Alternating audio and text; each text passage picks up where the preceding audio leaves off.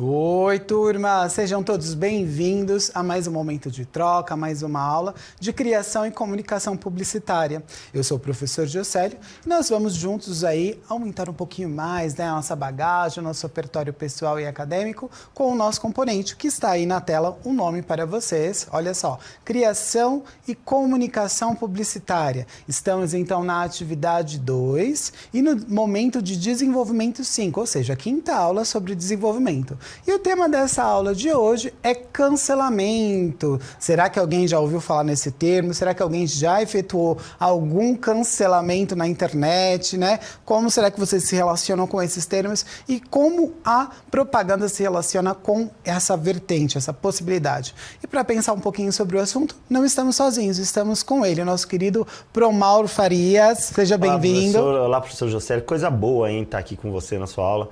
Sua aula sempre muito cheia de informação, colorida. E eu espero que esse assunto é muito bom. É ótimo, né? Dá pano pra manga, né? Dá pano pra manga. Eu espero que tenhamos uma boa aula. Muito bem, muito obrigado, Pro. E vamos para o nosso momento. Seja bem-vindo, sempre buscando os elementos visuais, os elementos sonoros, né? Então nós temos aquela nossa frase para abrir o pensamento aí sobre o nosso assunto, o nosso fio condutor.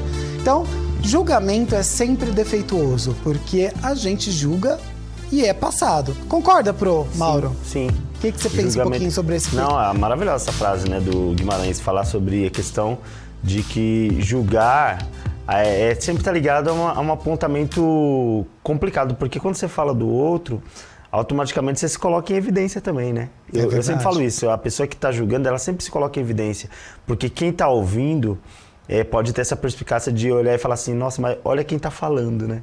Então, assim, porque o que você aponta no outro, você pede que as pessoas olhem em você também, né? Tem até aquele ditado popular, né? Quando a gente aponta um dedo, né? Os outros dedos viram então pra não gente. É legal. Né? Então... Fazer julgamento não é legal. Eu sei que não é uma coisa muito fácil de se evitar, né? É do ser humano se colocar em posição de julgamento. A gente tem essa coisa de, em tudo, mesmo que a gente não fale, mas em tudo que a gente percebe assim no universo, a gente sempre gosta de fazer os nossos julgamentos.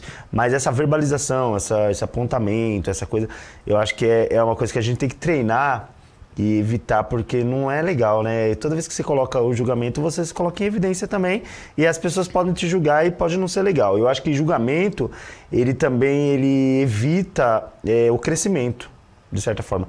Quando eu falo julgamento, obviamente a gente está falando dessa questão pejorativa, né? Questão ruim, né? Não é simplesmente analisar algo, né? E sim, é muito mais interessante que a gente propõe uma reflexão sobre algo do que um julgamento, né, Pro Mauro? E pensando nisso, olha só, complementando aí a frase do professor, a gente tem aquele momento de percebermos, né, refletirmos sobre as habilidades e as competências que a gente vai desenvolver na nossa aula. Você, professor e estudante, pode dar um print aí.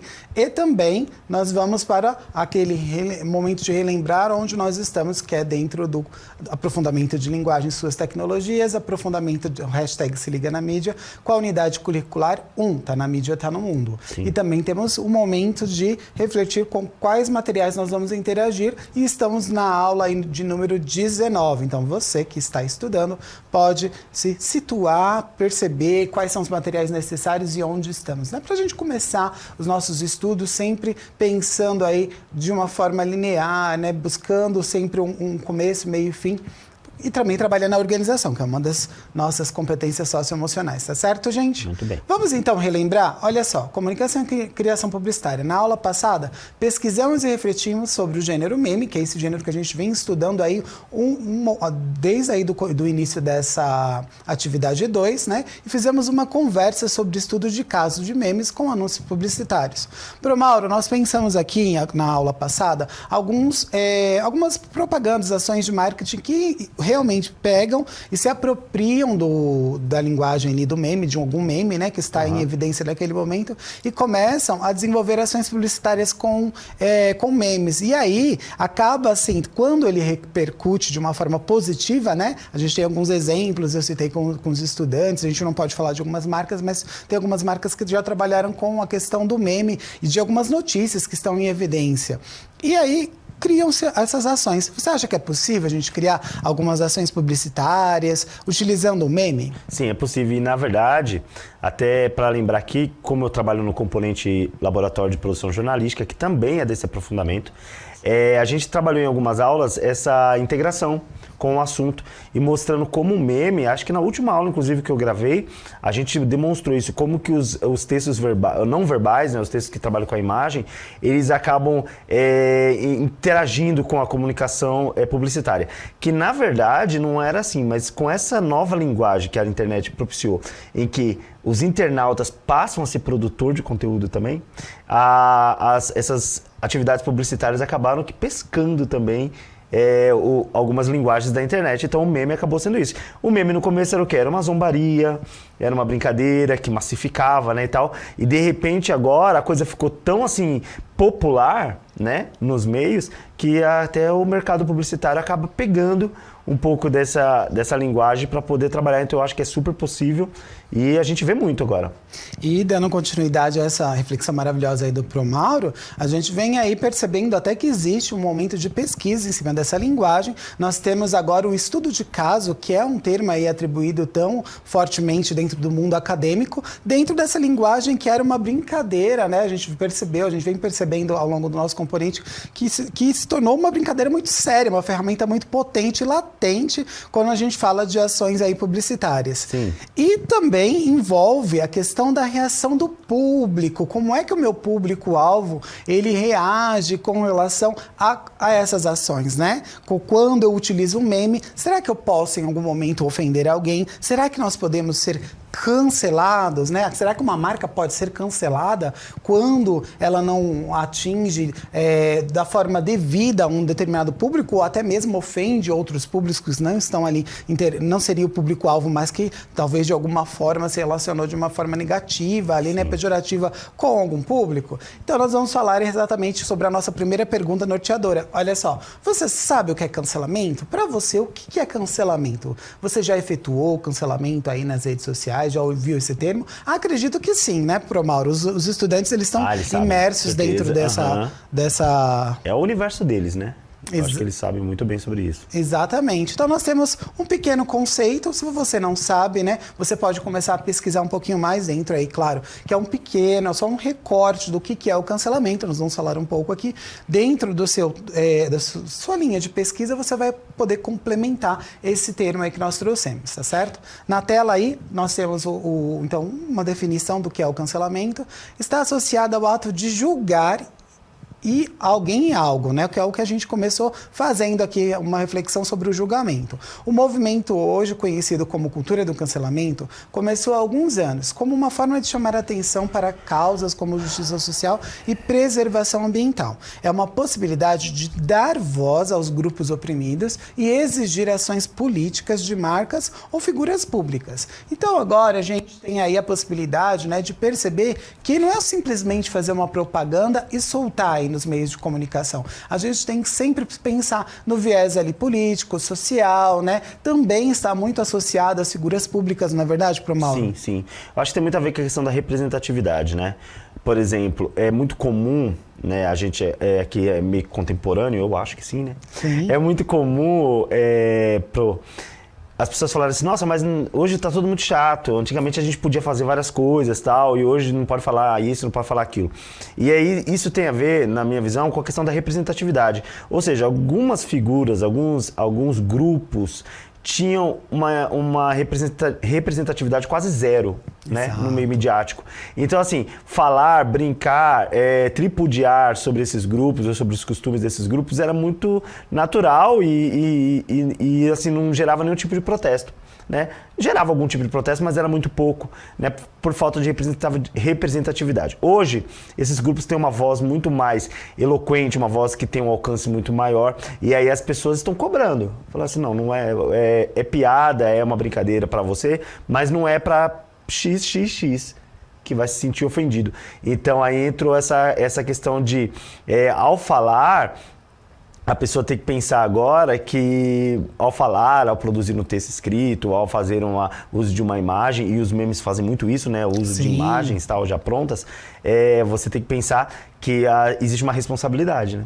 Porque não é só aquele padrãozão que a gente estava acostumado, né? Porque, na verdade, as redes sociais, elas democratizam, né?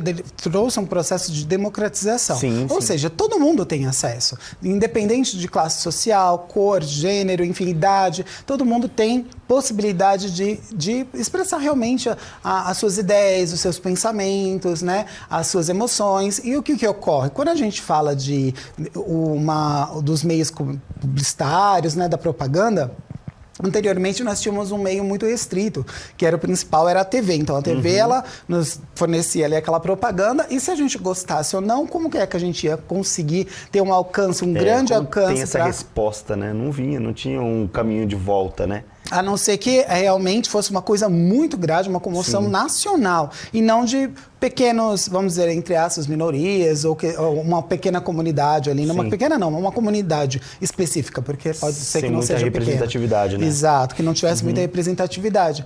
E aí agora, com as redes sociais, a gente tem essa possibilidade, democratizou, né, realmente essa possibilidade de emitir essas opiniões, expressões que as pessoas têm. E aí, como a gente entra dentro do cancelamento com a publicidade? Olha só aí na tela para vocês. No campo do social, das redes sociais, né, no social ADS, social advertising, percebe-se na contemporaneidade um processo de desconstrução de práticas e costumes antigos, os quais anteriormente eram considerados normais em uma sociedade. Exatamente isso que nós estamos falando aqui agora.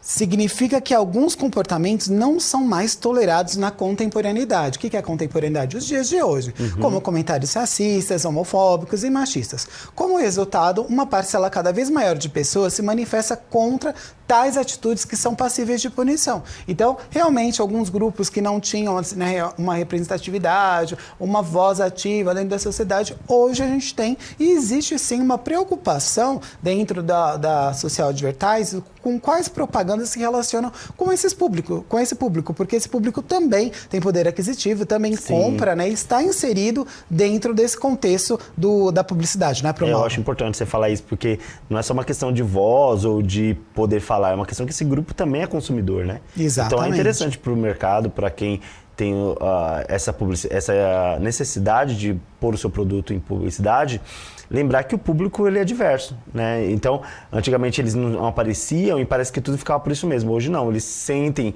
no direito de fazer valer essa posição de consumidor também. Sim, a gente lida bastante com a questão do público-alvo e persona, que nós vamos falar um pouco mais para frente, né? Porque dentro de um público-alvo existem várias personas ali, Exatamente. Né? Para falar um pouquinho sobre essa questão do cancelamento ou lixamento virtual, nós temos um vídeo para vocês que vai ilustrar um pouco a nossa fala aí na tela, tá certo? Então, com vocês, mais um vídeo ilustrativo.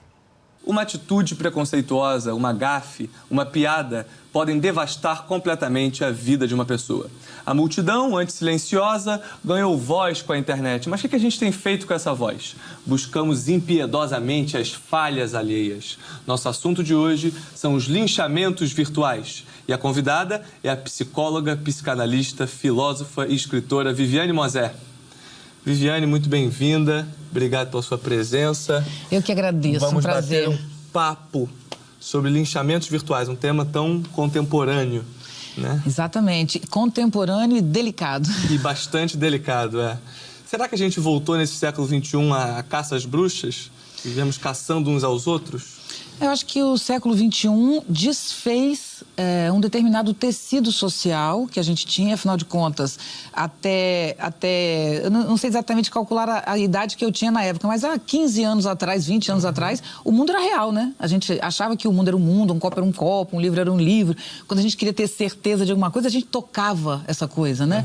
E a virtualidade abriu para um mundo que é real, que é concreto, mas que a gente não tem objetivamente essa relação. Então, isso desfez a própria estrutura psíquica humana, isso desfez as relações, isso desfez o papel das instituições. Então, hoje a gente vive um caos, na verdade, de valores, de relações. Mas isso não é ruim, não. Isso vai abrir para uma nova sociedade. Mas o meio tempo, assim, a transição é bem perigosa que a gente vive hoje. E de algum modo, essa internet dá poder para todo mundo. Todo mundo tem voz. Hoje em dia, uma grande empresa faz um comercial machista, 2 milhões de todos podem ir na internet dizer que esse comercial é machista e destruir o comercial e ele sai do ar no dia seguinte, por exemplo, né? Sem dúvida. Houve uma espécie de democratização da justiça, ou seja, agora somos todos temos uma toga na medida em que estamos em alguma rede social ou participamos da internet, é isso? Acho que você sintetiza muito bem. O que muda, e essa é uma tese que eu desenvolvo nos meus livros, o que muda de fato é a relação de poder, né? Nós vivemos uma nova relação de poder. A gente vive a democratização do poder porque a gente vive a democratização do acesso à informação, ao conhecimento.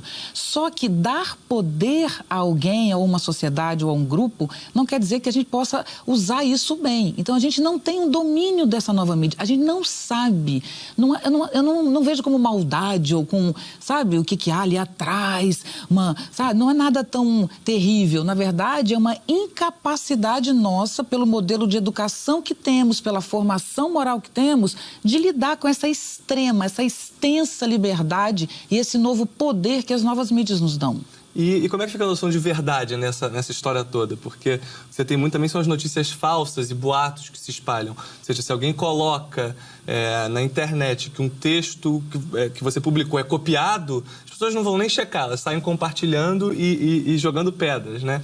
Como é que fica essa noção de verdade? Como a gente lida com isso, né? Então, quando a gente tinha uma verdade estabelecida, a gente tinha um mundo da exclusão. A gente tinha um mundo dos certos de um lado, os errados do outro. A ideia de verdade chegou a um ponto que ela traduzia o que era a beleza, né? Então, os belos de um lado e os feios do outro. Nada mais excludente que isso. Então, a gente viveu até agora uma sociedade da exclusão que criou os grandes hospitais psiquiátricos, as casas de correção, os presídios superlotados, né? Então, isso era o mundo da exclusão. Felizmente, a noção de verdade, que é inclusive muito antiga, que nasce com os gregos, né?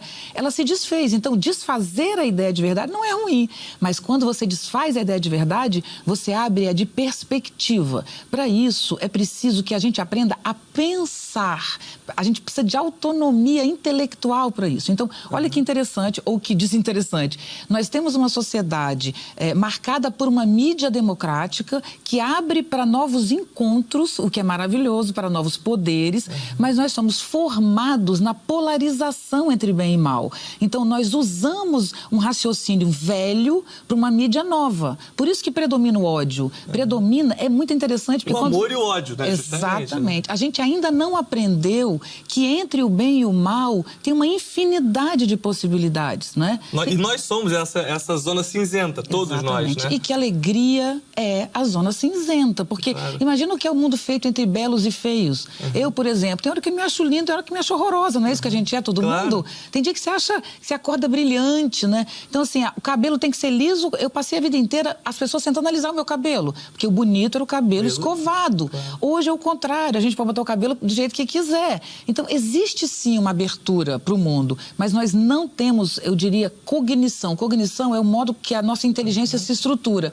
Literalmente, nós temos que mudar a nossa estrutura humana, nossa estrutura psíquica, nossa estrutura intelectual, nosso modelo. Porque tudo que temos é modelo. Nós não somos essencialmente o que somos, nós somos produto de um modelo que era polarizado. Até ontem o modelo era polarizado, agora não é mais, então eu entro na mídia aberta com um modelo polarizado. Isso é o que leva ao linchamento virtual e ao ódio. Mas isso vai passar. Vai passar, eu não tenho dúvida. As novas gerações já vão se acostumar a lidar com essa... Já vão ser novos humanos, é isso? Exatamente. Olha aí, gente. Então, vocês já estão se acostumando a lidar com essas novas ferramentas, né? O quanto a gente tem que ter aí uma ideia ética, né? Realmente uma postura ética quando a gente está lidando com as redes sociais, né, Pro Mauro? Sensacional, né? E, assim, falas super pertinentes. E o que é importante, eu estava falando sobre educação midiática esses dias numa aula, e aí essa fala da Viviane, né? Ela vem ao encontro disso, que ela está dizendo exatamente isso. Não existe como a gente lidar com esse mundo novo se a gente continuar tendo os costumes velhos, né? Exato. E assim, a gente tem que fazer uma diferenciação, sim, entre o que a gente tem do mundo real e o mundo virtual. E assim, tomar cuidado também, porque eticamente, é que nem uma vez eu estava conversando com um amigo numa escola, eu falei assim, olha só, a pessoa fala tudo isso na internet, mas ela não tem coragem de bater na porta da pessoa e falar. Exato. Né? Vai lá e bate, vim aqui falar com você que eu não gostei da sua postura hoje. Dificilmente a pessoa tem essa coragem, né? Ou essa postura que seria ideal, né? Embora a gente prefere evitar os conflitos, mas não faz. Agora, virtualmente parece que tudo é possível, tudo pode, né? Porque sai atacando e sai atirando, né? Parece que não existe a empatia dentro das redes, não né? existe nada, na verdade, não existe nenhum sentimento. Não existe nada. E eu achei interessantíssimo ela falar isso, porque a gente tem esse costume, como eu falei no começo da aula, de vestir essa toga de julgador, né? Parece que é uma coisa do ser humano e a gente tem que ter meio que se policiar para poder se conter, né? nesse aspecto. É verdade, Pro Mauro. E agora nós chegamos ao momento de vocês, estudantes, serem protagonistas aí da nossa aula. Olha aí, o protagonismo juvenil é o momento de vocês. Vamos lá? Vamos lá. Então, possibilidades de leitura nas redes. Então, nós temos a metodologia de sala de aula invertida. Realize um mapeamento dos memes publicitários nas redes sociais, observando os memes e as marcas, produtos, serviços de maior destaque, né? Com cada grupo deve aí eleger uma marca, um produto, um serviço para estudar, investigando como essa marca se apropria dos memes enquanto estratégias de marketing. É legal vocês também pensarem na questão do cancelamento. E aí a gente tem agora um estudo de caso, que é o estudo do caso aí, né, do Usain Bolt, que fez história ganhando medalhas e também ficou mundialmente conhecido pela sua pose de celebração nas vitórias, com o braço esquerdo esticado para o lado, o direito um pouco dobrado, os 2 dedos indicadores apontando para o céu e o corpo levemente arqueado. A cena repercutiu inúmeras vezes e virou um hit mundial, que é esse caso que nós estamos vendo aí dessa imagem, né? E nós temos aqui também, né, atrás do nosso estúdio, nossa imagem de fundo foi uma de tecnologia aí, né, fazendo essa pose de comemoração. E como a gente está falando de memes que se apropriam, né, de ações publicitárias que se apropriam de memes, esse é um meme que foi bastante explorado e até hoje é explorado nas redes. E aí nós temos algumas hipóteses, olha só na tela para vocês. Então imagine agora que uma determinada empresa X se apropriou desse meme e criou uma campanha publicitária, produzindo seu próprio metameme, pensando em ações que podiam aí persuadir e engajar o público-alvo. Então vamos imaginar essa daí, vencer é para os fortes. É uma propaganda feita aí para uma determinada empresa fictícia, né? A gente não pode usar marcas aqui, então Pro utilizou essa imagem. Aí imagine que vendeu muito bem um determinado produto associado a essa imagem. Depois, outras empresas, né, começaram a também interagir com mesmo meme. Olha só. Para qual empresa poderia ser? Uma empresa de roupas para jovens, esse primeiro, né? Sim. No segundo, a gente pode ter aí um público infantil, né, Pro Mauro? Sim. O hashtag partiu sono, adorei isso, o hashtag partiu sono. Então queria que meus filhos fossem assim, não tem essa hashtag partiu sono, não. Então, se a gente não fizer hashtag partiu pra cama, eles não vão, não. Então, ali do lado, a gente já tem uma outra que é temporária, né? Para a época aí do Natal. Sim. Todas as entregas feitas. O Papai Noel entregou tudo, né? Ele pôde comemorar lá como o nosso campeão, né? O Bolt. E aí, outras empresas também exploraram, com foco em atingir outros públicos. Então, nós temos ali uma moça trabalhando, né? Todas as demandas vencidas. Boa. Então, ela fez todo o trabalho dela da empresa. E o outro aqui é dormir é para os fracos. Então, isso aí tá super interagindo. Tem a ver com os meus filhos. Esse tem a ver com os seus filhos, Pro? Então, tem tudo a ver. A gente conseguiu engajar, então, os filhos do Pro Mauro aqui com essa última propaganda. Todas as demandas vencidas, você tá meio que falando uma linguagem muito próxima, hein? Uma próxima aqui do Centro de Mídia, a gente tá lutando com as demandas, né, das aulas. Aí Estão sim, tentando vencer aqui as aulas, né, que vão chegando, são as nossas demandas, mas poderia ser um outro ambiente aí. Qualquer outro trabalho, né? Então, é legal a gente interagir, gente. Eu dei esse exemplo porque poderiam ser ações da mesma empresa, tá? Então, vamos supor que essa empresa pegou uma parcela de vários públicos aí. Então, ele pegou a infantil, a época do Natal, ele pegou as mulheres, o mundo corporativo, pegou também os jovens, né?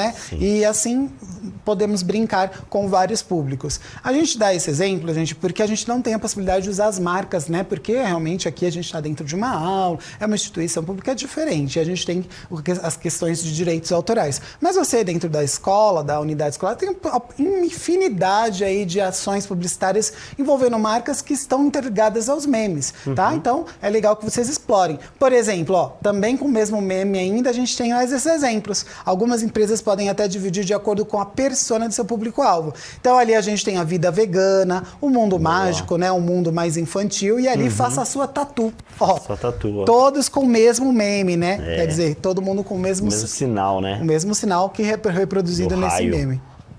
Muito bacana. Então, são algumas ações que a gente pode utilizar. Então, a gente tem também a possibilidade de utilizar os ícones, O que é o ícone? São símbolos ou imagens gráficas que, ao clicarmos, acionam um programa. Ferramentas também são associados a pessoas que se destacam ou se distinguem em relação aos demais. É um signo que expressa uma relação de semelhança ou analogia com o objeto que designa ou representa. Os memes, gente, eles são muito atribuídos a essa questão do signo, o significado, a significância que tem, não é verdade, Pro Mauro? Sim, sim. A imagem, ela sempre tá, o meme sempre está ligado a uma imagem, né? Mesmo que ela pode estar em movimento, pode estar estática, mas sempre é uma imagem, né?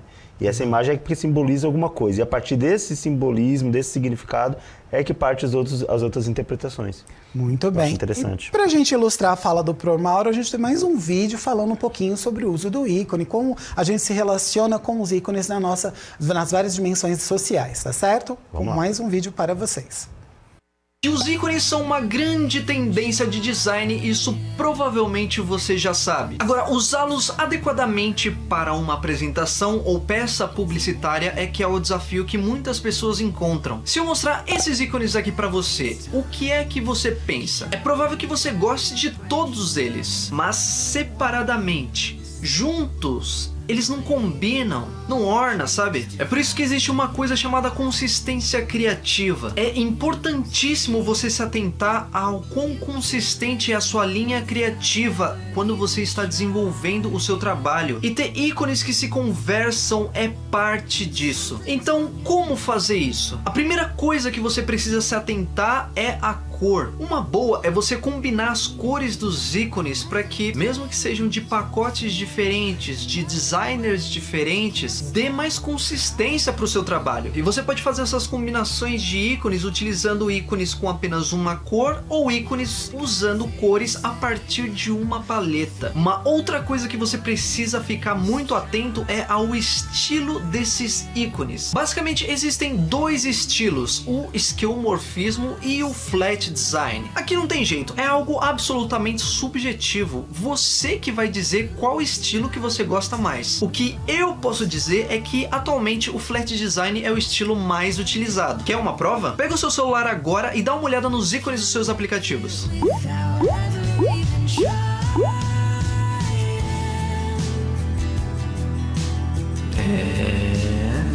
Mas isso não quer dizer que o esquemorfismo não teve o seu auge. É só você lembrar como eram os ícones dos aplicativos das versões antigas do iOS, por exemplo. Agora, fato é que você tem que escolher um dos lados e ser consistente ao longo de toda a sua apresentação. Não adianta você usar um ícone flat e outro ícone esquemórfico. Vale notar também que dentro de cada um desses estilos existem vários sub-estilos. Por exemplo, você pode ter um ícone do estilo flat com e sem preenchimento. E não faz sentido você adotar subestilos diferentes para sua apresentação ou para a peça que você está produzindo. Se você começou com um flat com preenchimento, busque sempre outros ícones flash com preenchimento também. O terceiro aspecto que você precisa se atentar é ao peso visual. Peso visual é o quão grande, denso, pesado um ícone é percebido por uma pessoa. Basicamente, os seus ícones devem ter aproximadamente o mesmo tamanho. Isso não significa que os ícones precisam ter exatamente o mesmo tamanho, mas precisam passar essa impressão. Por fim, deve-se notar a consistência nos detalhes dos ícones. E esse ponto é bem objetivo. Você precisa decidir se os seus ícones vão ser simples ou complexos. O fato de você misturar ícones simples e complexos pode resultar em uma má experiência para quem está vendo. Embora provavelmente a pessoa não saiba exatamente o porquê disso acontecer. Lembrando, o que a gente está buscando aqui é consistência e quanto mais consistente for a aplicação dos ícones no desenvolvimento do seu trabalho, mais facilmente a mensagem vai ser captada por quem estiver assistindo a sua apresentação ou quem estiver vendo a peça de design que você criou. Então é isso, se você gostou desse vídeo, clique em gostei. Compartilha com todos os seus amigos para eles aprenderem essas técnicas, essas dicas de como utilizar ícones também. Muito bem, gente. Então nós vimos um pouquinho de como a gente pode interagir com os ícones, né? Para melhorar aí nossa construção com relação a ações publicitárias. Não esqueçam também que nós temos um momento de box para complementar os nossos estudos, a nossa pesquisa, que vocês podem fazer uma leitura. Também temos aí o que aprendemos, que foi falar um pouco mais sobre o gênero meme, e a próxima aula é o compartilhamento e a criação dos memes, tá certo? Você, estudante que está sozinho, interagindo, pode fazer todo esse percurso que nós fizemos agora com as perguntas norteadoras e marcar o professor. Mauro, muito obrigada pela sua ajuda aí. Eu que agradeço. Nossa, que aula maravilhosa. É um prazer. E continuamos aí com vocês no próximo momento. Não esqueçam de avaliar a nossa aula. Tchau, turma, e até a próxima aula de Criação e Comunicação Publicitária. Tchau, gente. Até mais.